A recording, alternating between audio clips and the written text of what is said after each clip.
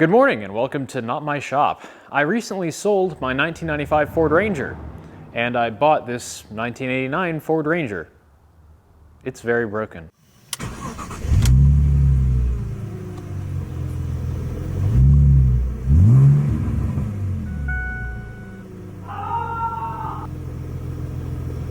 This is my new truck.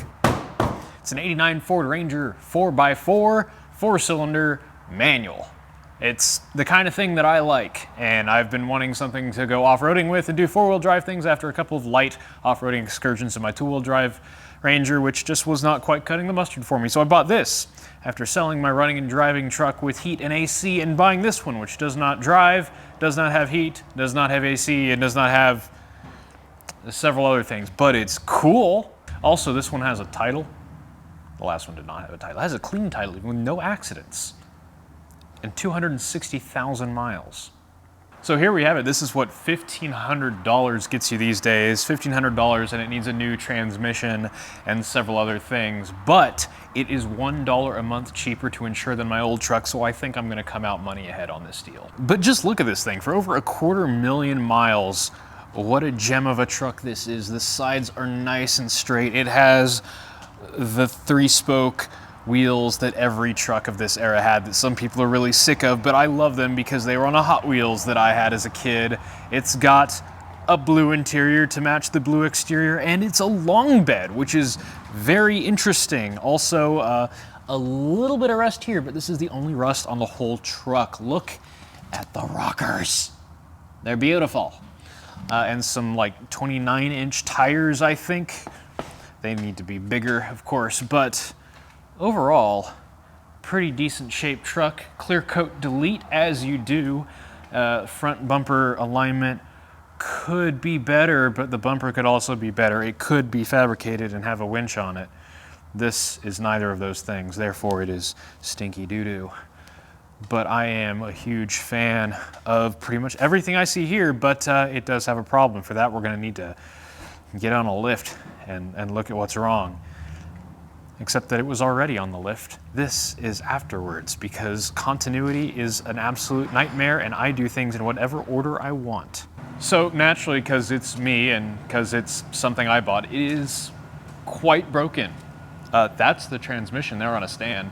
This was bought needing a trans. We knew that, but I thought the trans might be rebuildable. This transmission is not rebuildable, but before we get to that, let's just take a look at the underside here, because whew, look at this guy. We've got the spare tire, we've got some old Rancho RS 5000 shocks. This truck has rear ABS. I think there's the sensor there. That shock's dust cover has seen better days because the exhaust is blasting right at it, and what an exhaust it is. I'll definitely be wanting to find something stock for this. This leaf spring over here, there we go. This leaf spring over here, yep, kind of trash a little bit, but what's amazing is look at the sheet metal. Look at the inside of the rockers. There's no rust. There's hardly any rust anywhere except for right here, and you could buy this patch panel for this section for about $20 a side. So it's quite impressive. Moving forward here, honestly, everything looks pretty good. The flywheel is absolute junk. Someone just kind of, rammed the starter into it a whole bunch of times and all the teeth are messed up. And up front here, we have the twin traction beam suspension, some of the worst brake calipers ever conceived by man, and a very extensive power steering leak coming from the power steering pressure sensor. And the clutch is missing from the AC compressor, which is locked up solid, which is fine because it's R12. I love how mean that looks with the little bit of poke from those wheels. It sits real nice. Oh boy, the mighty 2.3 Lima. This is a 100-horse one.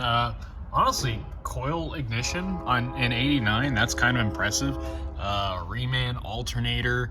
Let's see, where's that power steering leak? It's the sensor there, right? Yeah, looks like it. Power steering fluid absolutely everywhere. Sure is a truck. Real tidy in here though. Not a whole lot of anything going on. AC compressor. Oh yeah, there's the top half of my coil spring. Just put a zip tie around it, I'm sure she'll be fine. This whole AC can be replaced in about 15 minutes. Just pull the core out of the box there, and the compressor, swap it out with stuff from a 134A truck, and hey, look at that, it's 134A. It looks like someone already did the little cheesy conversion, but that's not really the right way to do it on these trucks, especially since doing it the right way is so dang easy. Oh yeah, it's a long bed. The bed is long. But the interior is really, the interior is one of my favorite things here. It's blue, first of all, which is amazing. Blue and manual, so already all the prerequisites to make me happy. It's got a 60/40 split bench. It's got the headliner fallen down a fair bit. It's got this pretty sweet Rockford Fosgate old head unit, push button 4x4, which we have not been able to make work, but that's probably because of something with the transmission. It's got one of the ugliest steering wheels Ford ever made, and a fairly neat dash. Oh yeah, apparently Superman floor mats. I actually did not notice those until now. Not a whole lot going on here. Dash cover. What's under the dash cover? Sadness. Let's just ignore that for now. Oh yeah. Yes. Yes, you know I'm gonna rebuild these things. Oh yeah, and it's got the jack and the that thing, and another one of those. Oh, and a glove, bonus glove. Heck yeah. Oh, what a truck. Love this thing. That sounds all right. Naturally, my camera battery died, and I forgot to bring another one, so it is cell phone time now. This is the dirtiest transmission in the world, and also probably the saddest. This is an M40D R1, which, you know, you'd think Ranger parts would be easy to find. This transmission's not all that easy to find because it has the 2.3 specific bell housing, it is a manual, and it's four-wheel drive. And that specific combination is rarer than hen's teeth. But I think I might have found one in Tulsa, which is great because this thing is not savable at all. That boy got hot. So what happened was basically you can start the truck and it'll idle fine. It starts fine and it runs amazing as long as you have the clutch pedal in. No matter what gear you put it in, as soon as you let it out, you get grinding noises. And that would be because the whole thing is just completely locked up solid, because it has that much fluid in it. That much, way down there. That's how much fluid's in it. That's the fill line. Where the hell is it? Oh, there. The fill line's way up here. There's less than an ounce. There's like mere ounces of fluid in here. This thing has been run completely dry, gotten extremely hot, and completely trashed. The entire gear set, all the bearings. I mean, some of this stuff just got plain hot. Discoloration everywhere. Where's the, oh yeah, slave cylinder, discolored from heat. Absolutely bonkers. So rebuilding this thing really does not seem viable. You can buy all of these parts. You can buy all new gears for this. You can buy all the bearings and seals and stuff.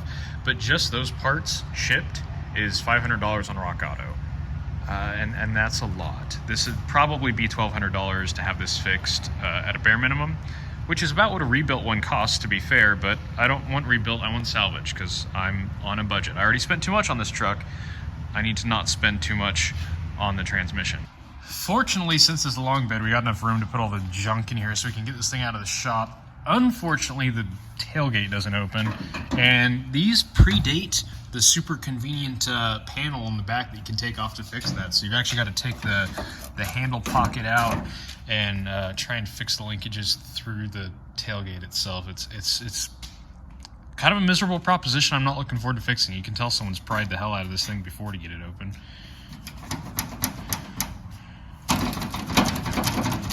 Oh no, that means we got to lift this up over.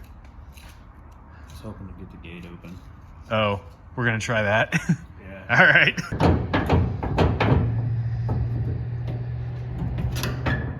What in the hell is going on?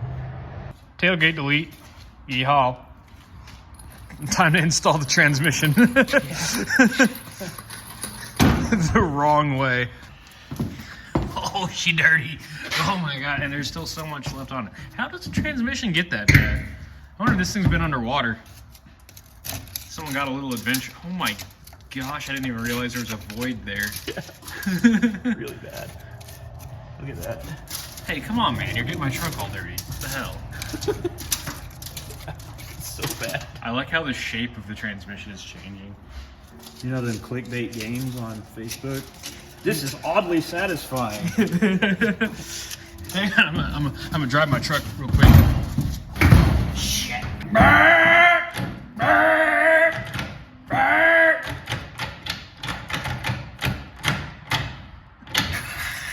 Broke the transmission. Oh no. Got a broom? Quite possibly the best detail on the whole truck, if we're honest. Insert a joke about the Chevy rescuing the Ford here. But that's gonna be where it goes for now until we get a transmission, hopefully this weekend, and maybe even get it put in this weekend and hopefully make the truck move under its own power. I don't know. Maybe that's a bit optimistic, but we'll see. I had to order a new flywheel, so that's coming hopefully Wednesday, then hopefully transmission Friday, and hopefully we can put it in this weekend and idle the truck around a little bit until I figure out the leaf spring situation. And maybe we can try the four-wheel drive and see if that'll actually actuate with a transmission there. We think the issue might be that it's binding up, but right now when you push the buttons, it just does absolutely nothing. So it's either a bad module or maybe the C's transmission is just making the T-case give up. I don't know. These electronic things from the 80s are just kind of goofy and there's no easy way to convert it. So we just got to make it work somehow. Oh well. Thanks for watching.